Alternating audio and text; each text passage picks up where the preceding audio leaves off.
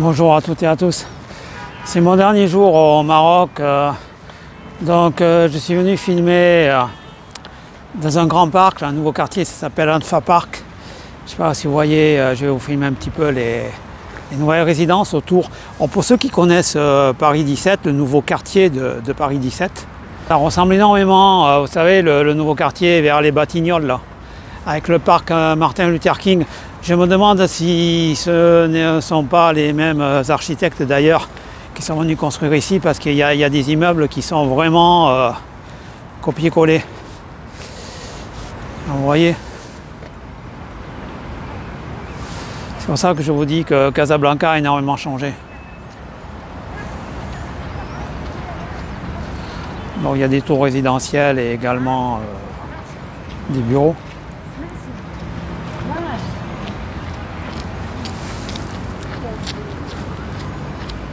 Donc tout à l'heure, je vais vous mener au 23e étage de l'immeuble. On va tester un petit peu votre résistance au vertige. Je vous avais expliqué que depuis que j'ai eu le cancer, grâce à une nouvelle programmation de mon mindset, on va dire, j'ai réussi à dominer le vertige, parce qu'avant j'avais un vertige très très fort. Je pouvais pas, j'avais très peur du vide, et maintenant on va dire que j'ai amélioré ça à hauteur de 80%. Donc justement aujourd'hui on va parler du mindset. Pour qu'on soit bien d'accord, le mindset ne va pas vous guérir du cancer, c'est clair, je n'ai jamais dit ça et je ne dirai jamais ça d'ailleurs. Ça va vous permettre de supporter le traitement, de supporter le stress, de supporter la peur. Ça va vous permettre d'aller jusqu'au bout du traitement sans faiblir, d'accord ? Donc je mettrai en ligne cette vidéo lors de mon retour à Abidjan, parce que là je n'aurai pas le temps de faire le montage. Lundi je vous la mettrai en ligne. Alors, je vais vous raconter une histoire. D'abord c'est une histoire vraie. C'est l'histoire d'un gars qui habite Marseille et qui décide de partir aux États-Unis. Arrivé aux États-Unis, il n'a pas la carte verte, il n'arrive pas à trouver un travail. C'est un gars qui était au chômage à Marseille, qui pratiquait la boxe thaïlandaise, la boxe anglaise. Donc il a du mal à travailler, il fait des petits métiers. Donc au métier notamment, il travaille sur les marchés. Il aide les gens à installer les stands, etc. Et un jour il trouve un livre. Donc un livre sur comment travailler son mindset, comment réussir à positiver. Il achète le livre, il lit le livre et il décide de rencontrer le gars, l'auteur. Donc il réunit ses économies, il va à un meeting organisé par cette personne, par l'auteur du livre. Puis il arrive à discuter avec lui plusieurs heures, etc. Ils finissent par sympathiser tous les deux. Et l'auteur le contacte plusieurs fois et devient un peu son mentor, son guide spirituel. Et le gars de Marseille finit par monter un club de boxe, gagner énormément d'argent et être relativement connu. Il vit toujours aux États-Unis. Il a gagné pas mal d'argent, il se déplace en Bentley. Mais ce que j'ai trouvé intéressant chez ce gars, qui on va dire est assez brut, direct dans ses paroles, il est un peu comme moi, il ne fait pas la langue de bois. Et il a dit ceci, il a montré, il se filme dans son Bentley, il dit tous les ans, je me rends sur la tombe de mon mentor et puis je ramène une boîte de chocolat, c'est un cadeau. Il a dit il faut toujours remercier les gens qui vous ont aidé d'une façon ou d'une autre, toujours, jusqu'à sa mort. Savoir remercier, j'ai trouvé ça important. Il faut savoir remercier les gens qui vous aident. Quand je dis les gens qui vous aident, c'est pas forcément aider, parce que dans l'esprit de certains, aider c'est donner de l'argent. Non, l'argent ça ne pousse pas sur les arbres, hein. L'argent ça se mérite, il vaut mieux apprendre à quelqu'un à pêcher plutôt que de lui donner un poisson. Pour moi c'est ça qui est important, apprendre à pêcher, d'accord? Pour moi c'est plus important que de recevoir de l'argent comme ça, tomber du ciel gratuitement, ça sert à rien ça. Ça, c'est se dédouaner. Les gens qui donnent de l'argent, ils se dédouanent. Ils essaient de s'acheter une place au paradis et puis en disant oui, on a été gentil. Ça c'est souvent dans la religion catholique d'ailleurs, il faut être pauvre, il faut être humble, il faut savoir donner de l'argent, tout ça, moi j'y crois pas, ça, personnellement j'y crois pas. Par contre, il faut savoir remercier les gens qui vous ont aidé, qui vous ont donné un conseil. Attention, là, ne va pas par ce chemin, il y a un précipice, attention, là, il y a un trou, etc. C'est ça pour moi qui est important, aider les gens. Je vous montre un peu le quartier. Vous voyez, c'est relativement moderne, hein.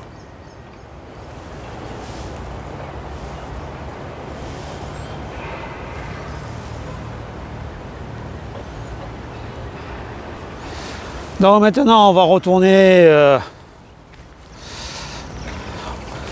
et on va tester votre vertige. Et puis on continuera à discuter de ça. Je trouve que c'est un sujet important d'avoir un bon mindset. Je pense que la différence, vous savez, j'ai un peu regardé, étudié ça, entre les gens qui réussissent très bien leur vie, financièrement parlant, je dirais, ou même intellectuellement parlant, c'est des gens qui ont un bon mindset. Ils ne sont pas forcément plus intelligents que vous et moi, des gens très très intelligents avec des capacités hors normes, comme Max Planck ou Albert Einstein, il y en a très peu. Personnellement, je n'en ai jamais rencontré. C'est un peu comme les gens qui courent le marathon sous 2h15, il y en a très peu, vous êtes d'accord, hein. Donc c'est un peu des gens exceptionnels. Mais sans parler de ces gens-là, ce qui est important, ce qui fait la différence, c'est ça, c'est le mindset, et pas forcément l'intelligence. Donc c'est très important de savoir le programmer, notamment, puisque mes vidéos parlent du cancer, notamment pour tenir sur le long terme. Donc il faut avoir ce qu'on appelle des mentors, voilà, tout simplement. Donc on va continuer, je vous dis, au 23e étage.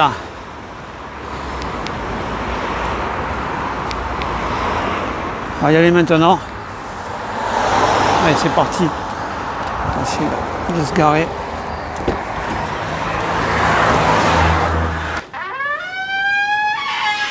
Donc voilà. 23e étage, comme je vous avais promis. Bon, c'est pas moi qui ai mis les pastilles sur la vitre, hein. C'est contre le soleil, mais ça enlève du charme, je trouve. Je sais pas si vous allez voir, là. Vous voyez? Vous voyez peut-être que les pastilles, c'est embêtant, ça. Et c'est relativement haut, hein. C'est pour ça que je vous disais auparavant, je ne pourrais pas m'approcher comme ça. C'était pas possible pour moi. Vous voyez? Donc voilà. Donc on va un peu discuter ici. Prendre modèle sur certaines personnes. Pourquoi? Pour quelle raison? Bon, je vais vous raconter une autre histoire encore, ça sera bref, c'est une histoire vraie également. Quand j'avais 19 ans, j'étais allé un soir jouer dans... Vous savez, il y avait des jeux collectifs à l'époque, il n'y avait pas les PlayStation, tout ça, vous jouiez dans des salles de jeux, vous mettiez un franc, à l'époque c'était des francs, et on pouvait jouer à différents jeux électroniques. Et donc, deux gars étaient arrivés et voulaient mon portefeuille. Donc, bref, ça s'est mal terminé et je me suis retrouvé mis KO. J'ai pris un coup de pied dans les parties qui m'a mis KO et puis un coup de pied dans la bouche qui a fini par bien m'achever. On m'avait recousu la bouche d'ailleurs à cette époque. Bon, j'ai gardé quelques traces. Vous verrez peut-être pas.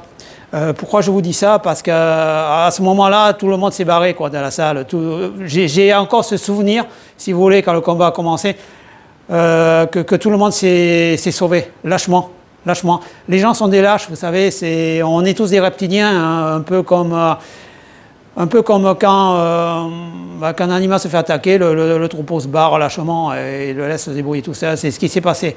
Et j'ai ressenti exactement la même chose quand j'ai eu le cancer. J'ai vu les gens qui se tiraient tous lâchement, quoi. Vous voyez? Donc pour lutter contre ça, vous êtes obligé de prendre des mentors, sinon vous risquez de vous retrouver tout seul. C'est ce que j'ai fait. Et c'est pour ça que je vous dis ça, c'est important. Donc vous risquez de vous retrouver dans une relative solitude et puis devoir gérer ça tout seul, hein. Parce que les gens ont peur, vous dites le mot cancer, ils ont peur, ils se tirent, hein. Ils croient que c'est contagieux, ils se barrent tous en courant, hein. La plupart du temps c'est ça, hein. Faut avouer ce qui est. Donc j'ai peut-être changé de place. Ce que je voulais vous dire, j'ai changé de place pour le soleil, également, c'est que il faut que vous preniez un mental un peu fort pour affronter cette chose. Ne vous perdez pas dans les sites complotistes, comme je l'ai dit des dizaines de fois, parce que ce sont des gens négatifs. Ils ne vont rien vous apporter. Ils vous vendent du rêve, de la stupidité. Ce que je veux vous dire, ce que je constate, par exemple, à l'heure actuelle, en Europe, surtout enfin en France et en Europe, c'est on assiste à un affaiblissement du mindset des gens.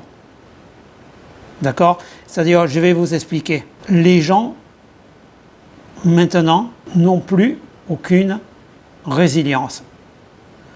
C'est-à-dire, ils emploient sans arrêt, j'en avais déjà parlé, les mots choqués, indignés. Ils sont choqués, indignés par des mots, par des phrases. Vous vous rendez compte jusqu'où ça peut aller?